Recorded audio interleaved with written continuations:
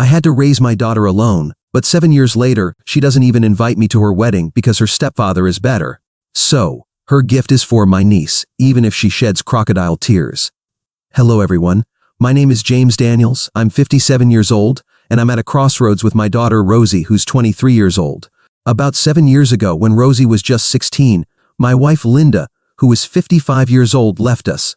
She didn't say anything, she just left without a word. I met Linda in college. I was 22, and she was 20. It was one of those typical love stories where we met at a party and connected immediately. She had an incredible laugh that lit up the room and a way of making everyone feel important. We dated for 3 years, and I proposed to her on a snowy night in a park. It was lightly snowing, and she said yes with tears in her eyes. We were so happy then, I really thought we would be together forever. We got married in a small ceremony with close family and friends. Linda looked stunning in her white dress, and I was the happiest man in the world. For the first few years, everything was great. We had our ups and downs like any couple, but nothing we couldn't handle. We even bought a small house in a quiet neighborhood and made it our cozy home. Then Rosie came along, and everything changed. She was the most beautiful baby I'd ever seen, with her mother's eyes and my smile. Being a father was the best thing that had ever happened to me. I remember staying up late holding Rosie and dreaming about our future together. Linda was a wonderful mother at first. She doted on Rosie and seemed genuinely happy, but over the years, things started to change. Linda became distant. She wasn't the vibrant, happy woman I married. She seemed unhappy, but every time I tried to talk to her about it, she would avoid the conversation or get defensive. I didn't know what was wrong with her, and she wouldn't tell me. We started arguing more and more. I would come home from work, and she would be in a bad mood, yelling at me for no reason. I tried to be understanding and supportive, but nothing I did seemed to help. I remember one day, about a year before she left, she told me she needed space. She said she felt trapped and needed time to figure things out. I was devastated, but I agreed to give her some space. She moved into the guest room, and our communication became even more strained. We were like two strangers living under the same roof. Despite the tension, I tried to keep things normal for Rosie's sake. She was a teenager, going through her own struggles. I didn't want her to see the cracks in our marriage. Linda still cared for Rosie, but it was clear that she was also struggling with her own issues. I thought maybe she was going through a midlife crisis or something, but I never imagined she would actually leave us. One day, I came home from work and found a note on the kitchen table. It was from Linda saying she needed to leave and find herself. She didn't give any details or say where she was going. She just said she couldn't do it anymore and hoped I would understand. I was in shock. I couldn't believe she had just abandoned us like that. It felt like my whole world was falling apart. Rosie was heartbroken. She kept asking me why her mom had left, and I didn't know what to say. How do you explain something like that to a teenager? I told her that her mom loved her very much, but that she needed to sort some things out in her life.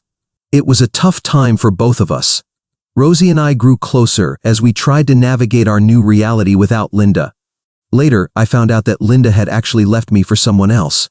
She sent me divorce papers a few months later. I signed them just to be done with it all. Shortly after, she married David, a 59-year-old. As a man, my self-esteem was extremely low. There was no doubt that Linda left me because David was richer. However, eventually I got over it. Finding out that she left me for someone else was a huge blow. It felt like a knife had been stabbed into my heart. I remember sitting on the couch, staring at those divorce papers, trying to process it all. I couldn't believe she had moved on so quickly, and with someone who, frankly, was much better off financially. It made me feel like I wasn't enough, like I couldn't provide what she needed. David was a successful businessman. I had seen pictures of him online, and he seemed to have it all. Fancy cars, a big house, everything one could imagine. I couldn't compete with that. I had a regular job, just enough to pay the bills and take care of Rosie. Linda had always supported my work, or at least that's what I thought. I never imagined that she wanted more, that she felt she was missing out on the luxurious life. When she married David, I was devastated. I felt like I was being replaced, not just as a husband, but also as a father. David was the kind of man who could give her everything she ever wanted, and that hurt me. I spent a lot of time questioning myself, wondering what I had done wrong. It was a dark period, and I often felt like I was drowning in my own self-pity. For a while, I just went through the motions. I took care of Rosie, went to work, and tried to keep things together, But inside, I was broken. Rosie noticed, of course. I tried to be strong, but I knew she was hurting too. She missed her mom, and it was hard for her to understand why Linda had left us for someone else. Eventually, I realized I had to pull myself together for Rosie's sake and for my own. I couldn't keep living in the past and letting it ruin my life. Years passed, and Rosie got more used to life without her mom. She stopped asking questions and simply accepted that Linda wasn't around. She focused on college and her friends, and I think that helped her cope. But then, one day, without warning, Linda reached out to her. I remember the day Rosie told me her mom had called. She was excited but also nervous. She didn't know what to expect, and honestly, neither did I. They started talking on the phone, and soon after, they met up for coffee. Rosie didn't tell me much about their conversation. She seemed happy, but I could tell she was also cautious. She didn't want to get hurt again. I tried to be understanding, telling her it was good to have her mom back in her life. Deep down, though, I was scared. I didn't want Rosie to get her hopes up and then be disappointed if Linda decided to leave again. Over time, their relationship seemed to grow. They would meet up occasionally, and Rosie started mentioning her mom more often. She would tell me about their talks and the things they did together. It seemed like they were getting along well, and that made me happy. Rosie deserved to have her mom in her life, and I hoped Linda would stay this time. Things took a turn a few months ago when Rosie told me she was getting married. She was excited, and I was happy to see her so enthusiastic. She also mentioned that she was going to invite Linda and David, and while I wasn't too thrilled about seeing them, I was genuinely happy for Rosie. It was her big day, and I wanted it to be perfect for her. Rosie started planning the wedding with so much joy. She talked about the dress, the flowers, the venue. I was excited to see my little girl get married and start this new chapter in her life. We had a few planning sessions where she shared her ideas, and I offered my help in any way I could. I thought everything was going well and that I would be part of this special occasion. However, about 2 weeks ago, Rosie came to my house saying she had something important to tell me. She seemed serious and nervous. I thought maybe she wanted to ask for advice or tell me something about the wedding plans, but it turned out to be something much more unexpected. She made me sit down and told me that Linda and David were willing to pay for the entire wedding, but with one condition: they would pay for everything as long as I didn't attend the wedding. I was in shock. I didn't know what to say. At first, I just sat there staring at her, trying to process what I had just heard. I told her it was ridiculous and that I was her father. I couldn't understand why she would accept something like that. I asked her who would walk her down the aisle if I wasn't there. She said that David had agreed to do it. Hearing that was like a punch in the stomach. I was hurt and confused. I could see in her eyes that she had already made her decision, and that broke my heart even more. I asked her how she could do this to me. After everything we had been through together, how could she just exclude me from such an important moment in her life? She seemed almost annoyed by my question, as if she didn't understand why I was so upset. She said that David was better because he could pay for the wedding. It was as if my feelings didn't matter to her. I was devastated. I couldn't believe that my daughter, my little girl whom I had raised and loved, could be so cruel. It felt like all those years of being there for her no longer meant anything. I told her that it was okay, that if that's what she wanted, then I was fine with it. But in reality, I wasn't okay at all. Inside, I was shattered. It felt even worse than when Linda left me. At least then I had Rosie to hold on to. Now I felt like I had lost her too. I wasn't a poor man at all. I had a good job and a comfortable life, and I always managed to provide for Rosie. But I definitely couldn't give her the kind of extravagant wedding that Linda and David could offer. They had money and connections that I simply didn't have. Still, I had something that I had been saving to give her as a wedding gift, something that meant a lot to me.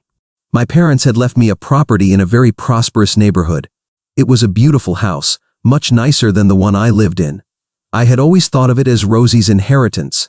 I had planned to give it to her on her wedding day as a surprise gift. I thought it would be the perfect start for her new life.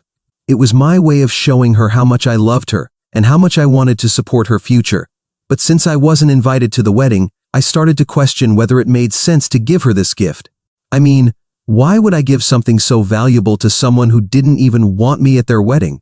It hurt to think that maybe she wouldn't care about my gift, just like she didn't seem to care about my feelings when she chose David over me. I have a niece, Lily, who is 19 years old. She's a sweet girl and I love her very much. She's always been there for me, and we have a great relationship. She's studying hard, working part-time, and dreaming about her future. She's kind and considerate and has always made an effort to stay in touch, even when things got tough in the family. I started thinking about giving the house to her instead. Lily's family wasn't well off financially and had gone through a lot of hardships. I knew that a house like that would change her life. She could live there or sell it and use the money to fund her education or start a business. The more I thought about it, the more it made sense. Here was someone who loved and appreciated me and who would truly benefit from this gift. So I made the decision. I decided to give the house to Lily. It wasn't an easy choice because deep down, I still wanted to give it to Rosie, but I felt it was the right thing to do. I didn't want to give something so precious to someone who didn't seem to value me or my presence in their life. When I told Lily about the house, her eyes lit up with joy. She couldn't believe it. She hugged me and thanked me over and over. I felt happiness seeing her so delighted, knowing that I was making a real difference in her life. It was a moment of joy in what had been a very difficult time for me. However, when Rosie found out about this, she didn't take it well. She called me, probably to try to convince me not to give the house to Lily. I saw her name appear on my phone, and I felt a small pain in my heart, but I didn't answer. I wasn't ready for another confrontation or more hurtful words. The next day, she came to my house. I could see her from the window, standing on the porch. I knew this wasn't going to be a pleasant visit, but I opened the door anyway. She came in, looking around as if she were seeing the place for the first time in a long while. It felt tense, and I could tell she was gearing up to say something important. Rosie sat down on the couch and started talking. She said she had heard about the house and how I planned to give it to Lily. Her voice was calm at first, but there was an undercurrent of something else. She said she was surprised and thought the house was for her. I felt as if she was trying to make me feel guilty, to make me feel bad for giving something valuable to someone else.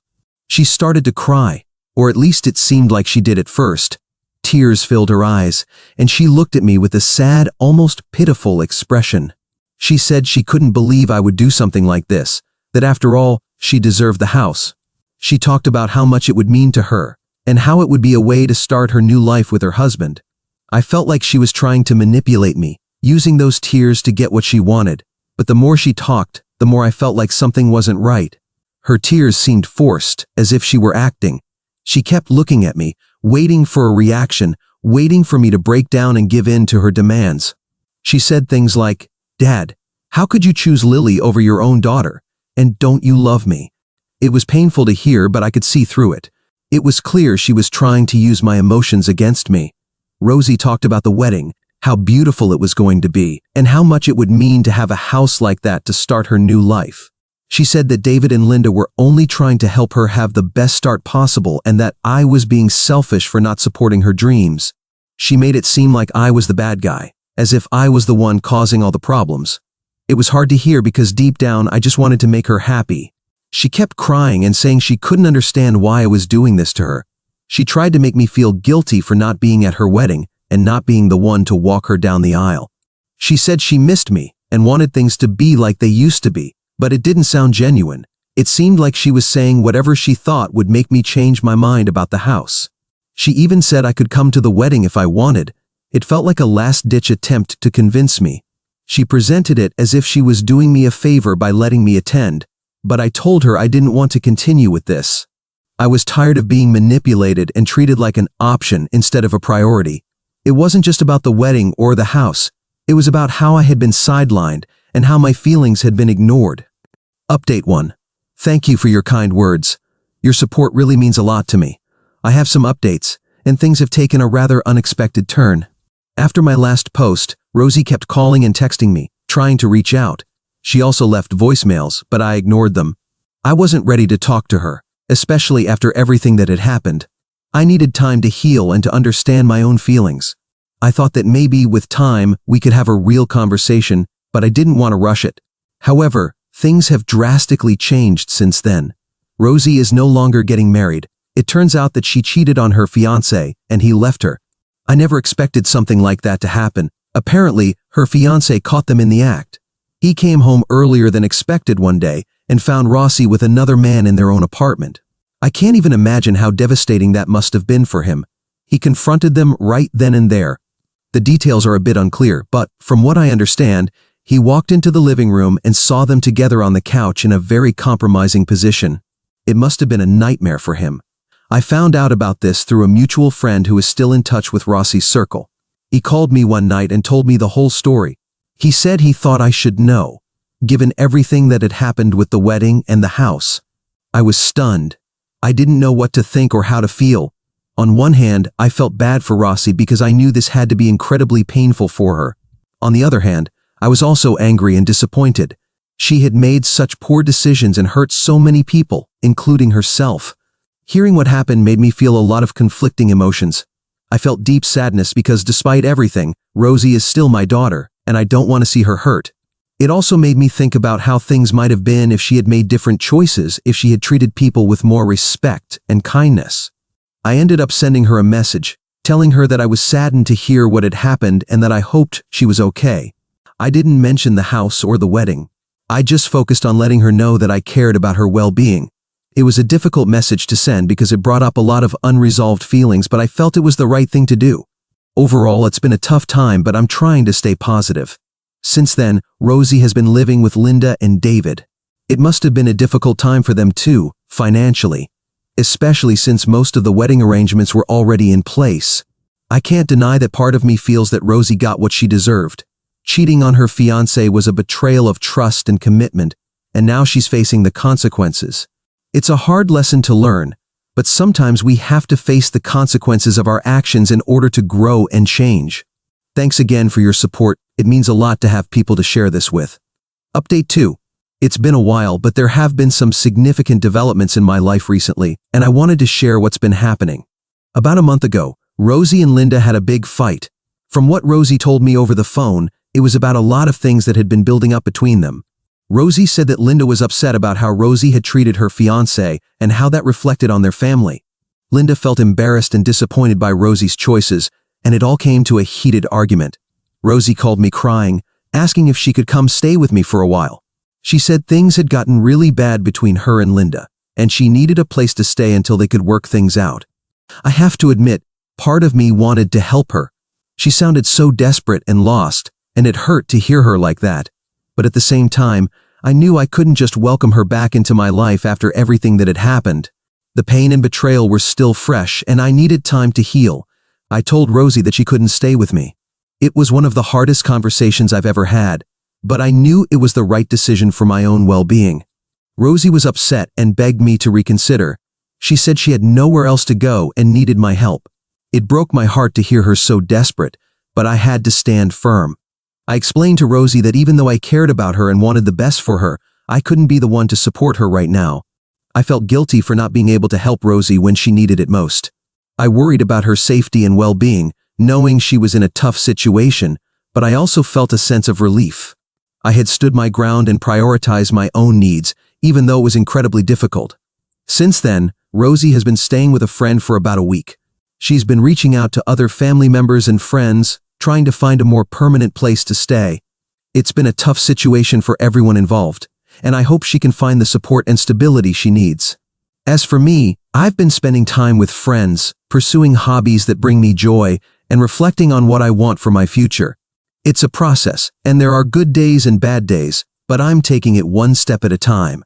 I know some people might think I was too harsh for not letting Rosie stay with me. They might say that family should always support each other, especially in times of need. And while I understand that perspective, I also know that sometimes tough love is necessary. I needed to set boundaries for my own emotional well-being, and that meant saying no to Rosie's request. Update 3. It hasn't been long since my last update, but there has been a new development that I wanted to share with you. A few days ago, something unexpected happened. Rosie came into my house. She was able to do it because she still had the spare key that I had given her some time ago in case of an emergency, before everything fell apart between us. When I got home from work, I walked into the living room, and there she was, sitting on the couch. I was shocked and didn't know what to say at first. I asked her what she was doing there, but she seemed determined and refused to leave. She said she had nowhere else to go and needed a safe place to stay. It was clear she was in a tough situation, but I wasn't prepared for her to show up like that. I took a deep breath and tried to stay calm, but I also knew I had to set boundaries. I told her firmly that she was not invited to my house and that she needed to leave. I reminded her that I had already told her she couldn't stay with me before and that this hadn't changed. Rosie began to argue, saying she had nowhere else to go and needed my help. She begged me to let her stay for a while until she figured things out. It was hard to see her like that, desperate and vulnerable, but I knew I couldn't let her manipulate me into letting her stay. As the conversation went on, she became more insistent and emotional. She tried to make me feel guilty, saying that I was abandoning her when she needed me the most. It was painful to hear, but I had to stand my ground. I told her that if she didn't leave voluntarily, I would have to call the police. Once Rosie realized I was serious about not letting her stay, she picked up her things and left my house. I could see the disappointment and pain in her eyes as she packed. It was a difficult moment for both of us, but I knew I had to stay firm in my decision. A minute after she left, the doorbell rang again. I hesitated to answer, but I saw through the peephole that it was Rosie. She asked if she could at least come in to pick up some things from her room. I didn't want to prolong the situation, so I reluctantly agreed. I waited downstairs while she went up to her room. It felt surreal to know she was in my house, even if it was just for a few minutes. Part of me wanted to talk to her and try to understand what was going through her mind, but I knew it wasn't the right time. 5 minutes later, Rosie came down again with a small bag of her belongings and left. I know some people might think I should have let Rosie stay, or that I was too harsh in how I handled the situation. It's hard to navigate this, especially when it involves family and emotions are running high, but allowing her to stay would have only reinforced her behavior. Update 4. Recently, some of my relatives found this Reddit thread and showed it to Rosie. She was upset that I had shared our family problems with strangers on the internet. She confronted me about it, expressing her anger and disappointment. She felt that I had betrayed her by airing our private issues in a public forum. I tried to explain to Rosie that I decided to share my story as a way to process my emotions and seek support from others who might have gone through similar experiences. I told her that I didn't feel I owed anyone an explanation for sharing my own feelings and perspective. As for Rosie, I have some positive news to share. She managed to find an apartment, a small studio about 25 minutes from my house. It's not far, but it's a step toward independence and stability for her. I'm glad she's taking this step and finding a place of her own where she can start to rebuild her life. On a positive note, I took my niece Lily to my parents' house to show her the new place. She was absolutely thrilled and happy about it, which made me really happy. Lily is currently in college, and I made her the promise that if she finds a job nearby after graduation, she can move into the house right away. I haven't officially transferred the house to Lily yet because there are some logistical details to sort out. I want to make sure everything is properly organized and that she doesn't have to worry about taxes or other legal formalities associated with the property. It's important to me that she starts her new chapter in the house without any unnecessary stress. I also want to take a moment to express my gratitude to each of you who supported me during this difficult time. Update 5. It's strange that almost 4 years have passed since the last time I posted here, but I wanted to do it because I'm very happy about Lily's wedding. Lily got married last weekend, and she did so with a man who seems to love and respect her, which I'm very happy about. I was invited to the wedding, so that was nice. I didn't walk her down the aisle, that was her father's role. I won't lie, I would have liked to walk someone down the aisle, as I'll talk about Rosie later. But at the same time, her father, my brother, is a good father to her, and he deserved that honor. Now they're living in the house I left her, and they're very happy. Many had mentioned in some comments, which I was reading before making this update, that I could have moved into the house. But even though it's more beautiful and luxurious than the one I have, it's too big for me alone, and it's a bit far from my job. So if I hadn't left it to Lily, I probably would have ended up selling or renting it. Fortunately, the house went to someone who will make good use of it, and I don't need the money. Besides, she told me she plans to fill it with at least 3 kids, which makes me very happy. As for Rosie, she married a different man than the one she was going to marry when I made my original post. I wasn't invited to the wedding, and of course, I didn't walk her down the aisle. In recent years, we haven't had much contact. I won't say I don't care or that it doesn't hurt because she is, after all, my biological daughter. But at the same time, Lily has always been there for me and has treated me as her second father, so I haven't missed that much. As a detail, the wedding wasn't paid for by her stepfather, nor did he walk her down the aisle. I guess that relationship is also somewhat broken, but I don't have more details than that.